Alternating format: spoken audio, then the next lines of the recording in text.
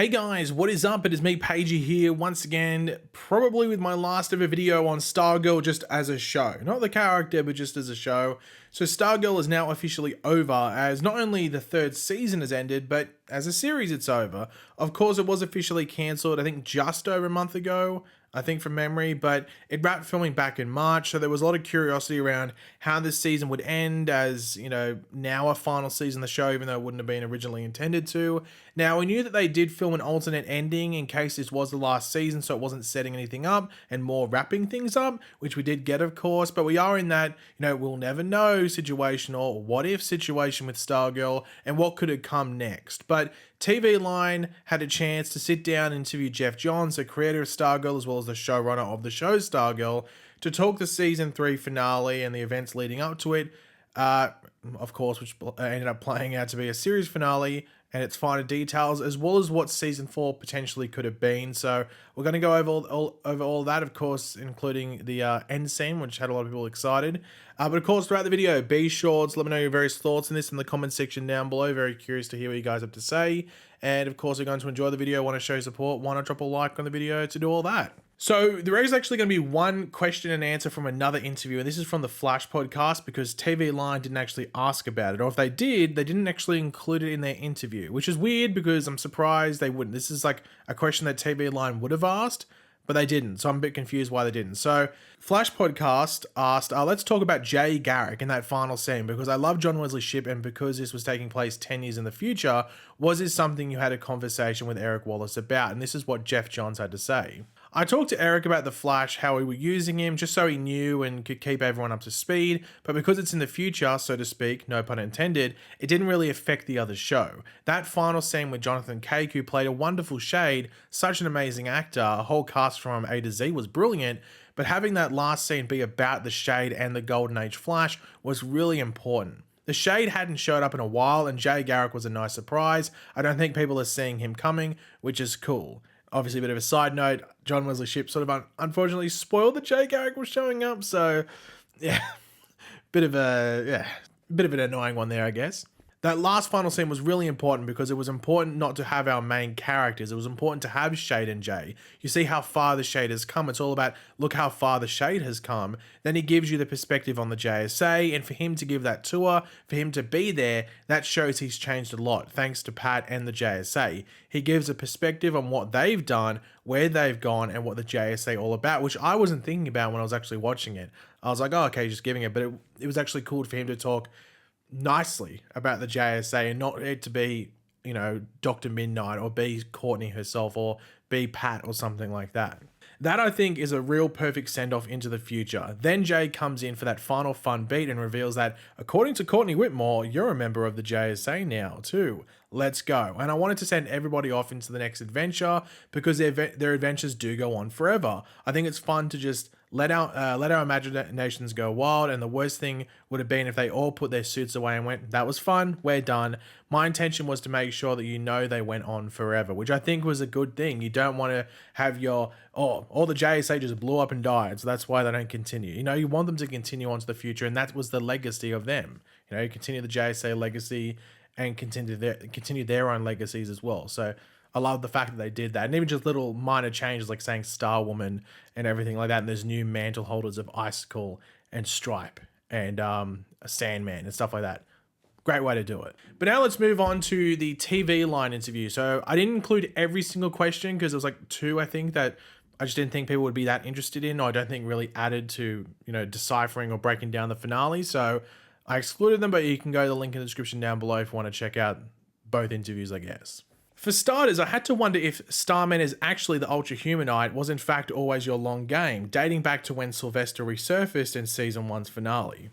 Yes, originally when I pitched the show, I had always envisioned doing a trilogy of seasons with the ultimate storyline being Sylvester as a through line from Season 1 through Season 2, and then ultimately becoming a big character in Season 3, where I felt it was a pretty great exclamation point on Courtney's journey to becoming a hero and Pat's journey to becoming a hero too, and them interacting with Starman and then having Starman ultimately turn out to be the one thing they need to defeat and overcome, and by doing that, both Courtney and Pat had their own rebirth. Before Joel McHale came on the show between seasons 2 and 3, I pitched him the whole story and we talked about it, and then there's a moment in season 2 when he goes to see Mike's mum at this restaurant and he's looking in the rearview mirror of his car before he gets out to check his hair, but he's actually checking to make sure the scars aren't noticeable and that he looks like Sylvester Pemberton. So there were subtle things that were planted throughout the series that point to that. And just to note that, I think if you actually go and watch that scene, you can actually see, I think, the scar on his head that like the hair is covering. I'm pretty sure. I saw people bringing it up on Twitter. So I 100% believe this, and the reason I believe that this was all planned since season 1 is because when season 1 was airing, there were interviews with like Luke Wilson, who plays Pat, and even Breck Bassinger, who plays Corny, and just Geoff Johns himself, who said he had like a long season plan, like multiple season plan, and how the story connected through all of them. So I 100% believe this. Obviously, there could be minor things where the Dragon King was always involved, or Icicle was always involved with Ultra Humanite, but I think this Starman thing being Ultra Humanite, I think that's legitimately planned from the beginning. So I 100% believe that. In your statement about Stargirl's cancellation, you made clear you were given the chance to prepare a series finale and provide full closure. But if this had just been a season finale, what would have been dropped? Would Cameron maybe not have returned yet? It would have been exactly the same episode. Someday I might go into what would have happened in a potential season 4, but knowing that we were most likely ending with season 3, it was always designed to do that. There was an idea in the very final scene via a little bit of different dialogue that was going to propel us to a season 4 story, but I altered it to act as a closing chapter. But there's nothing in the episode that would have dramatically changed. So I think that's was sort of hinted at before. Like, it wasn't going to be like, oh, like 5 scenes of set up to a cliffhanger. It was just like pretty much a little bit of a swap there from, you know, setting up another villain or another thread or another storyline to closing everything out. So that makes sense.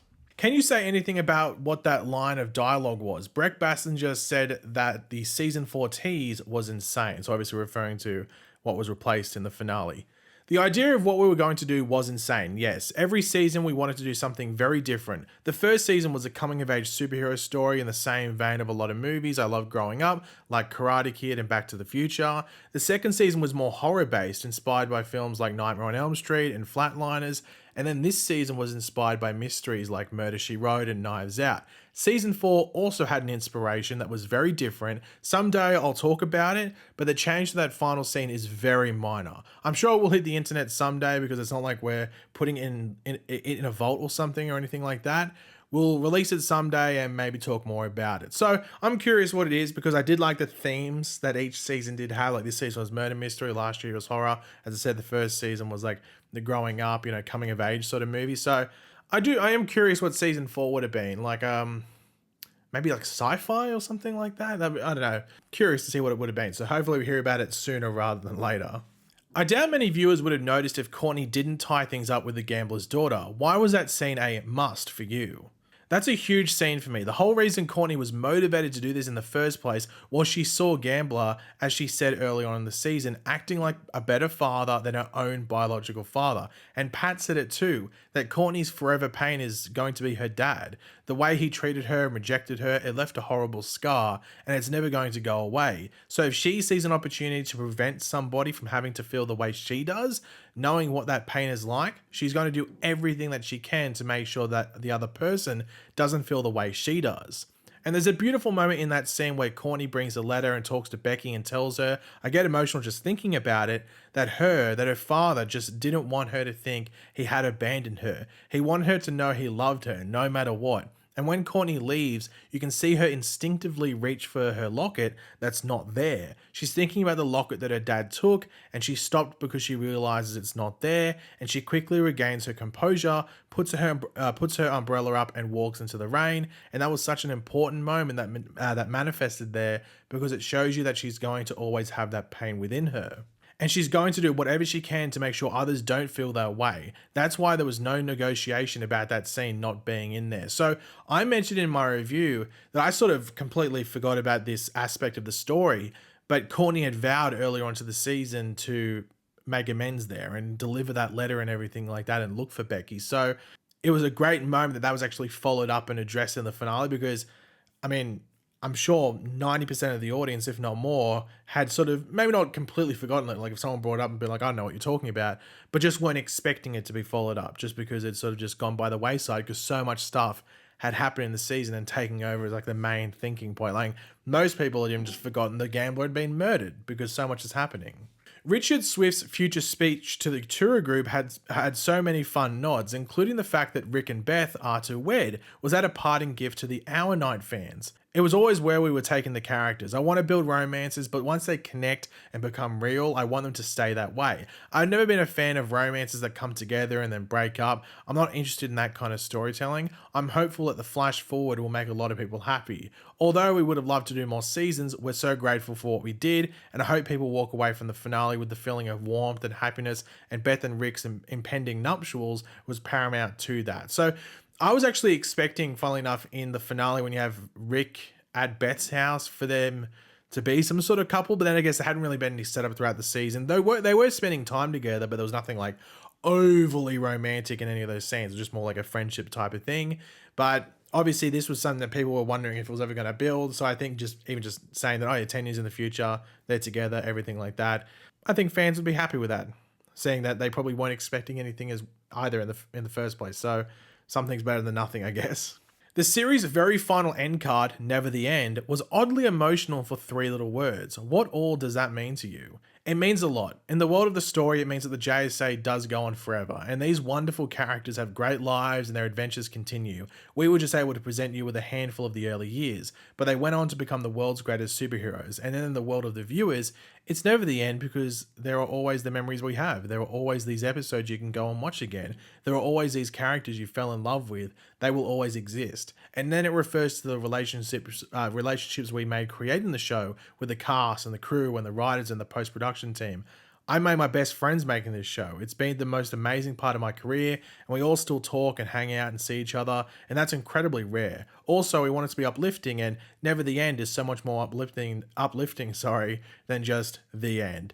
And I love the fact that they did that. Look, I think Never the End mixed with that final scene in the JSA museum made it a perfect ending, despite the fact it wasn't really the natural end of the show. Like I think everyone can agree the show could have easily gone on 2, 3, maybe 4 more seasons, but that Never the End mixed with that final JSA scene and just seeing what they had been doing over that 10-year time jump, perfect ending in my opinion, and greatly done. And the final question here, lastly, what do you hope Stargirl's eventual legacy to be, beyond being an excellent live-action take on a character inspired by your late sister?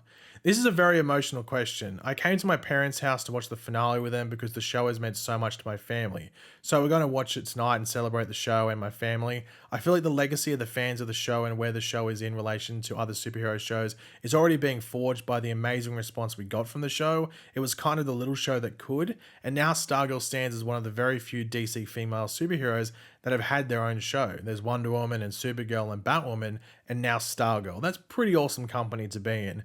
So yeah, it's very important to remember that obviously the character is based off Geoff Johns' late sister, Courtney, and, it's a character that's, and Courtney Johns, Jeff's, late sister, has been brought up many times when discussing the show and the importance in regards to handling it. And I guess also the, I don't want to say I don't want to say pressure, but like the responsibility to, especially even for like someone like Breck Bassinger, to carry the character on. So hopefully it's not the last time we see this Stargirl character in live action, but I think even just Breck Bassinger's version. It's important to remember Geoff Johns cast Breck Bassinger, so he must see that she is the perfect encapsulation of Stargirl and Courtney Whitmore.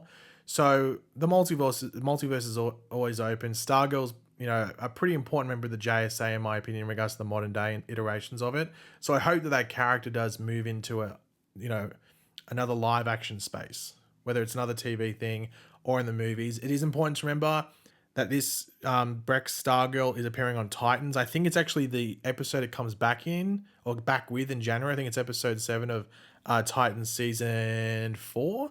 So yeah, so we get Stargirl technically in one more episode of DC TV that's already been done. But fingers crossed there's more to come.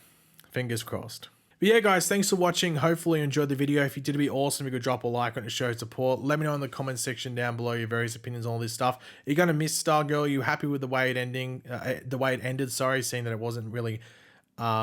I don't think it was its time. I don't think many people would agree with that it was its time to end. But yeah, you know, somewhat content with how it ended. Let me know in the comment section down below your various thoughts. And if you're looking forward to that final appearance, I guess you could say, in Titans in, I guess, about a month's time or something like that. But yeah, let me know your thoughts down there. And of course, if you are new to the channel, make sure to subscribe, and I will catch you guys later. Goodbye.